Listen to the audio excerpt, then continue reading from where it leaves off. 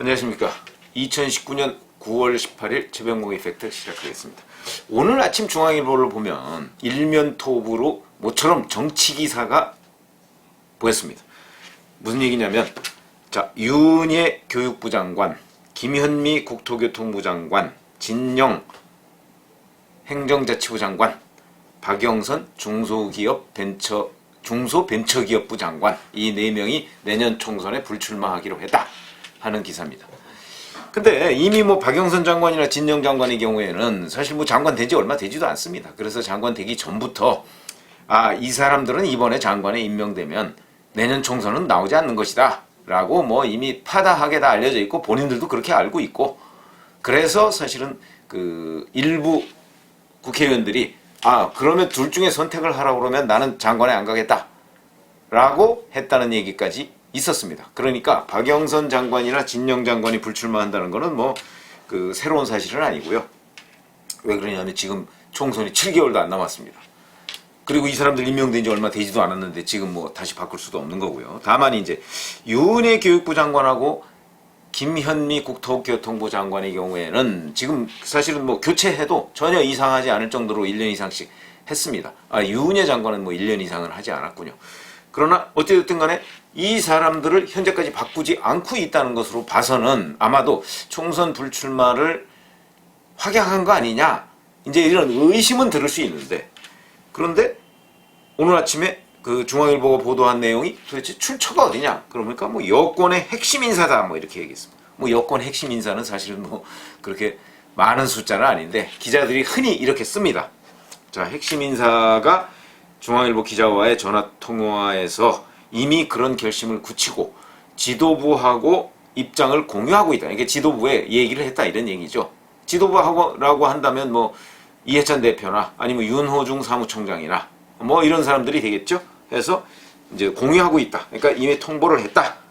이런 얘기고, 그 다음에 이 민주당의 선출직 공직자 평가위원회라는 데서 최근 공문을 보냈는데, 만약에 내년 총선에 출마하지 않겠다고 한다면 그를 입증할 수 있는 객관적 공문을 한번 보내달라. 그러니까 불출마 의사를 미리 점검을 하는 것이죠. 이런 경우 흔치 않습니다.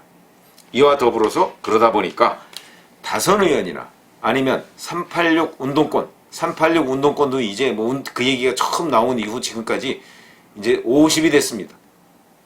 그래서 지금은 586 얘기도 하고 이러겠습니다만은, 그 386 운동권은 이제 너무 오래 한 것 아니냐. 그래서 피로감이 있다. 특히 문재인 정부 들어서서 운동권 출신들에 대한 피로감이 있다. 운동권 그러면 대표되는 것이 바로 386 운동권이죠. 386 운동권 내지는 86그룹이라고 하는 86학번. 86학번이면 벌써 86학번도 50이 넘었네요. 그러다 보니까 이 사람들을 대폭 물갈이하는 것 아니냐. 왜냐하면 이 설이 꽤 설득력을 가질 수밖에 없는 것이, 이번에 문재인 정부 들어서 지금 2017년 5월에 출범했으니까 2년 4개월쯤 됐지 않습니까? 그동안에 청와대를 거쳐가고 최근에 개각하고 또는 수석 또는 비서관, 보좌관 이런 사람들을 바꿔가면서 총선에 출마하겠다고 바꾼 사람들이 거의 40명 가까이 됩니다. 이 40명을 어딘가에는 소화해야 될 거 아닙니까?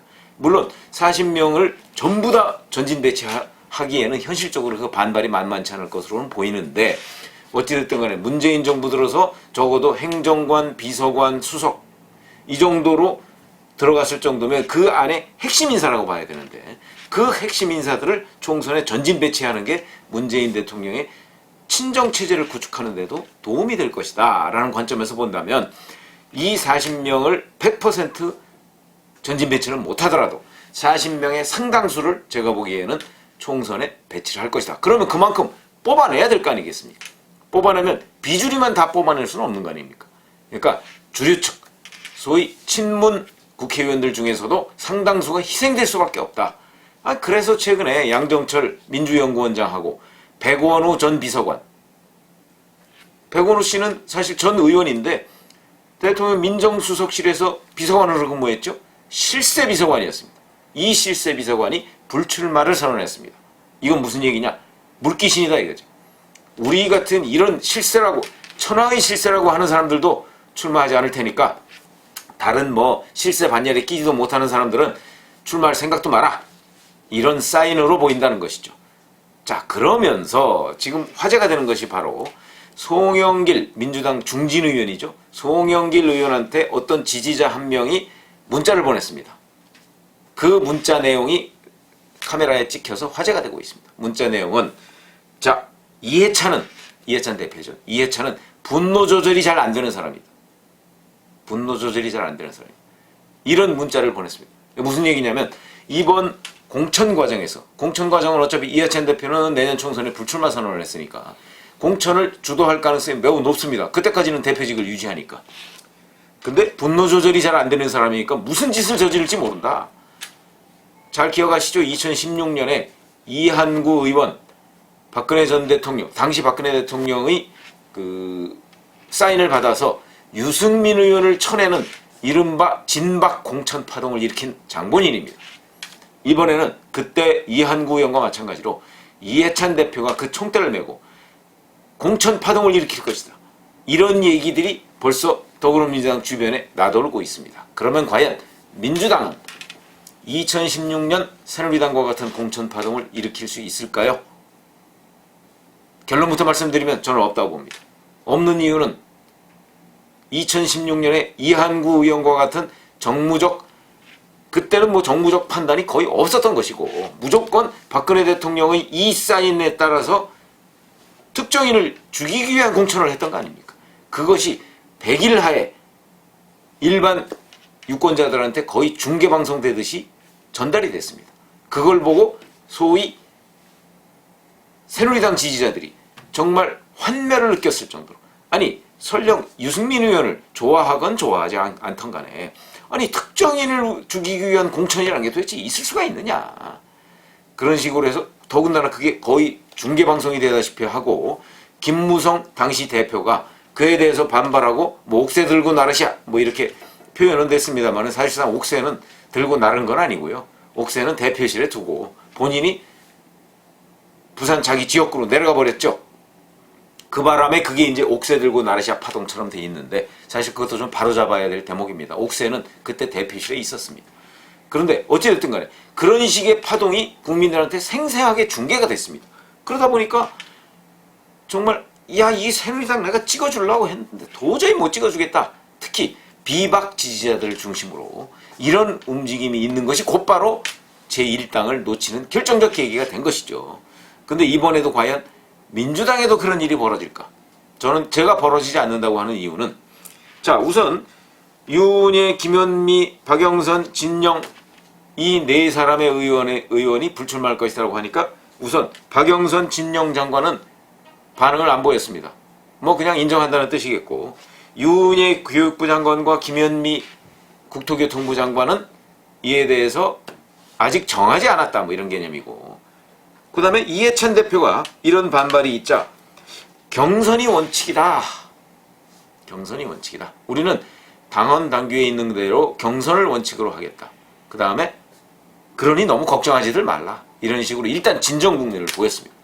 그러면 중앙일보 일면 보도는 사실일까요? 저는 사실이라고 봅니다. 이런 식의 공천 관련한 보도는요, 앞으로도 무수히 많고 그 중에 오보도 많고 사실인 경우도 많을 것으로 보는데, 이 경우는 우선 박영선 진영 장관의 경우에는 객관적 정황과 맞고요.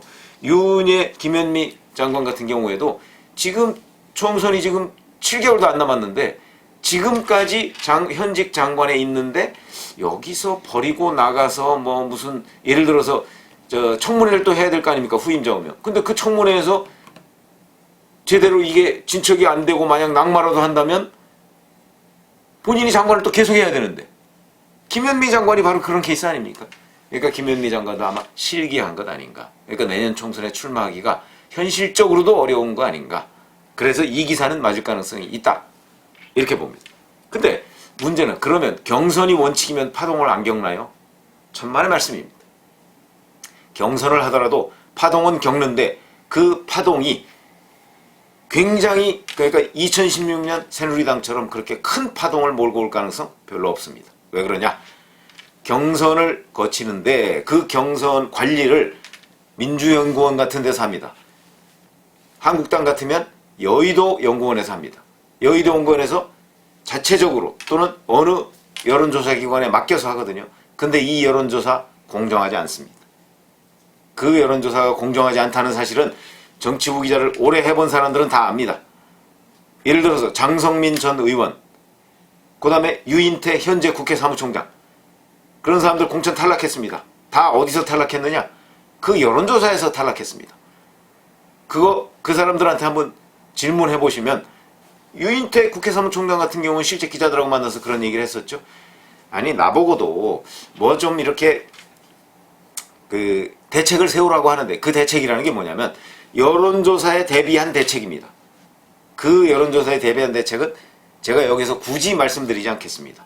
여론조사가 조작 가능성이 있기 때문에 그 조작에 대비하라는 얘기입니다. 장성민 전 의원은 조작이라고 본인이 주장을 하고 있습니다. 그러나 확인할 길은 없습니다. 누구도 그걸 제대로 확인해주지 않고 여론조사기관 그걸 제대로 내놓지도 않습니다. 샘플, 그러니까 표본을 추출했을 거 아닙니까?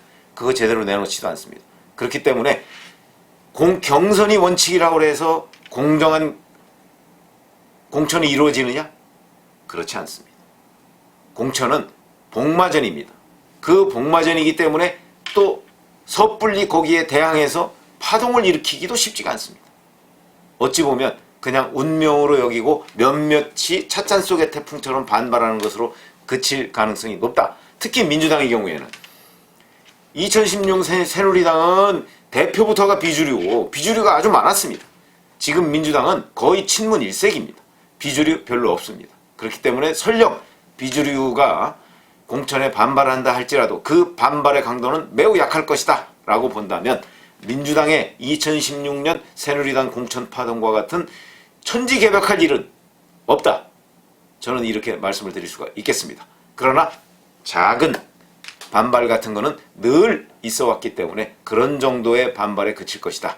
다만 더욱더 관심은 청와대에서 나온 그 40명 가까운 행정관, 비서관, 수석비서관들이 얼마나 현장에 배치될 것인가, 오히려 이 부분에 더 관심이 많습니다. 감사합니다.